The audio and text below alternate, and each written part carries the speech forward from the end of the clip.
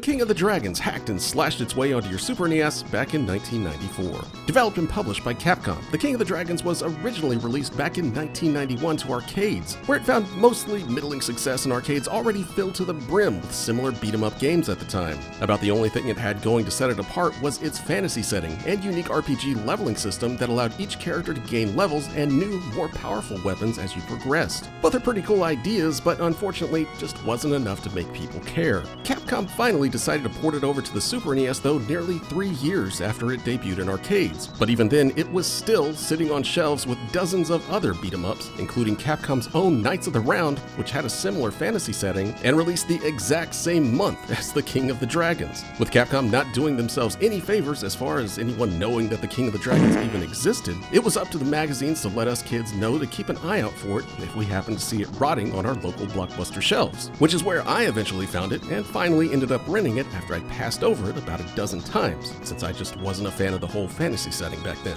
So did The King of the Dragons end up being a fun fantasy brawler? Or did Capcom toss out a half-assed port of an old arcade game for the Super NES in hopes of a quick buck? Well, grab your favorite cloak and scepter, because we're about to see if The King of the Dragons is still worth slaying.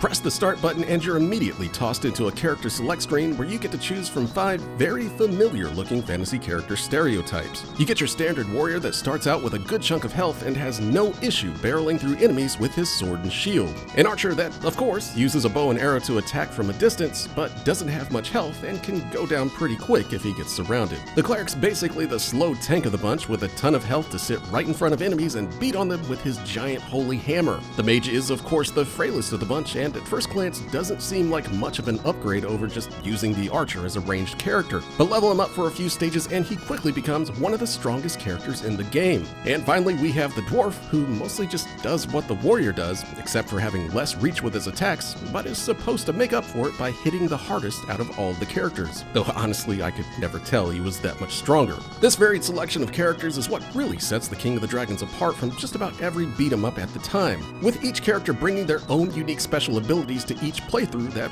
for the most part, makes each character feel completely different. It gets even better when you bring in a second player for some co-op, as you can now mix and match classes to make up for individual character weaknesses. Also, it's just a lot more fun to blow through the game with a friend, so playing co-op is definitely the way to go in The King of the Dragons. Though if you're like me and don't actually have any friends, then just go ahead and choose which character you think best represents your playstyle and get ready to kill a whole lot of generic fantasy enemies.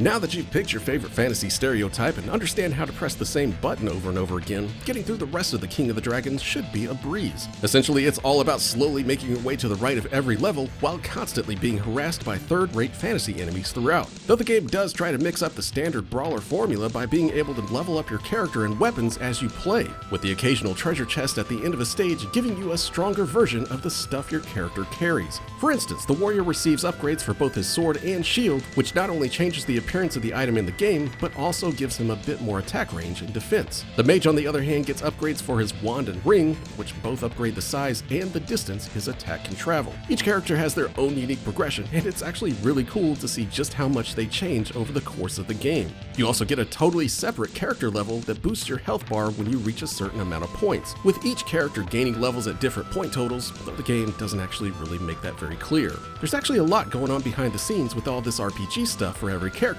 but you probably never know it just playing the game, since all it really requires from you is to just keep hitting the attack button to kill enemies while watching your character get stronger and cooler looking so that you can kill more enemies faster. And really, that's about all I care about anyway.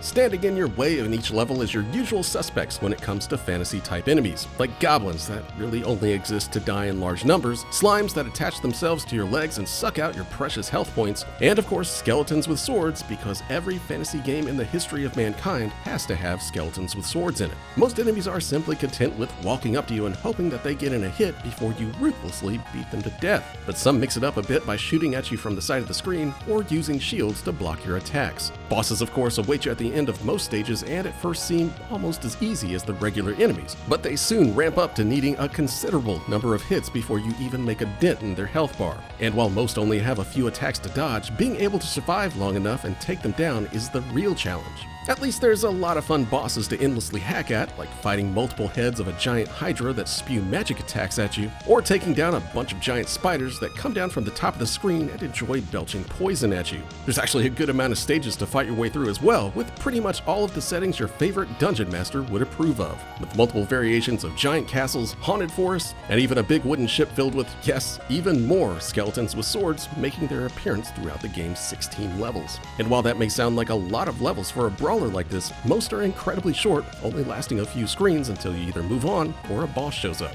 I actually consider that more of a plus than a negative though, since there's nothing worse than slogging through overly long stages in a beat-em-up. Their brevity keeps the action moving along at a good pace, though it does ultimately mean that you can beat the King of the Dragons in less than an hour. Still though, there's more fun in that hour spent here than most other beat-em-ups out there.